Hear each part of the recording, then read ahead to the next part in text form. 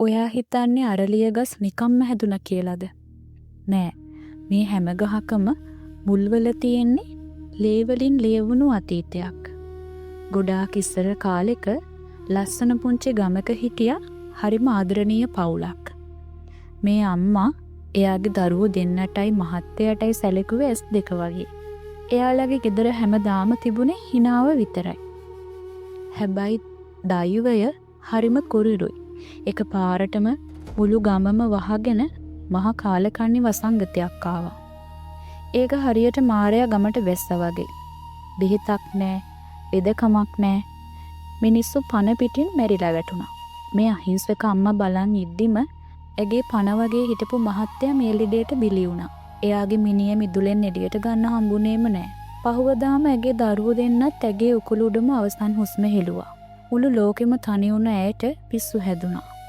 ගමේ මිනිස්සු බයට මේ මිනී තුනම අරගෙන ගිහින් ගමේ කෙළවරේ තිබුණු පාළු සොහොන් බිමේ වල දැම්මා. හැබැයි මේ අම්මා ගෙදර ගියේ නෑ.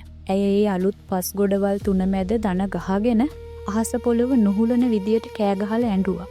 අනේ මාව දාලා යන්න එපා. මට බෑ තනියම ඉන්න. මාවත් තරන් යන්න. ඇය මහ පොළවේ පස් අත් දෙකෙන් හාර ඇඬුවා. ඇගේ නියපොතු අස්සෙන් ලේ ගැලුවා. දවස් ගාණක් තිස්සේ ඇය කෑවේ නෑ, බිව්වේ නෑ. වැස්සට තෙමුණා, අවුවට වේලුණා. රෑ වෙද්දි සොහොන් පිට්ටනිය පුරාම ඇහුනේ ඇගේ විලාපේ විතරයි. හරියට යක්ෂණියා කඬනවා වගේ. ගමේ මිනිස්සු රෑට ඒ පැත්ත පලාතක යන්න බය වුණා. හිතන්නකෝ, ඝන කැලෑවක් මැද මිනී වලවල් උඩ ඉඳගෙන කොණ්ඩේ කඩා දාගෙන අඬන ගැහැණියක්. දවස් ගාණක් ගියා. ඇගේ ඇඟේ ලේ හිඳිලා ගියා. ඇස්වල කඳුළු ඉවර වුණා.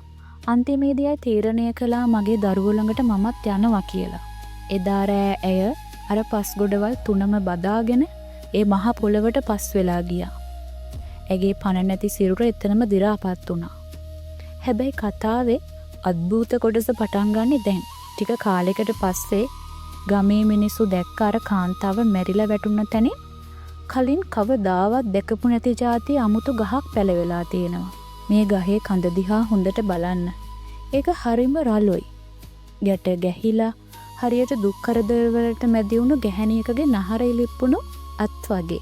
ඒ ගහේ අතු විහිදලා තිබුණේ හරියට අනේ මගේ දරුවෝ මට දෙන්න කියලා අහසට දෑත් දිගු කරගෙන ඉන්න අම්මා කෙනෙක් වගේ. ඒ ගහ තමයි අරලිය. මේ මල දිහා හොඳට බලන්න. මේකේ හැම පාටකම තියෙන ඇගේ කතාව. මලේ සුදු පාට පෙති. ඒ තමයි ඇගේ paludu නොවු පිවිතුරු ආදරය. මැද තියෙන තද කහ පාට.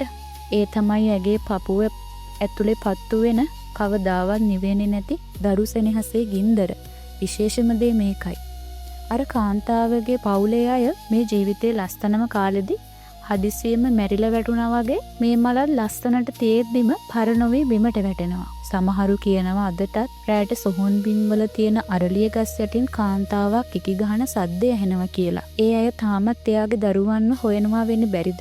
ඉතින් යාළුවනේ ඊළඟ පාර අරලිය මලක් දකිද්දි මේ කතාව මතක් කරගන්න. ඒ ඔයා දකින්නේ නිකම්ම මලක් නෙවෙයි. මහා ඛේදවාචකයක කඳුළු පිරුණු මතකයක්. ඔයාත් අරලිය මල් වලට කැමති කෙනෙක්ද? කමෙන්ට් එකක් දාගෙන යන්න.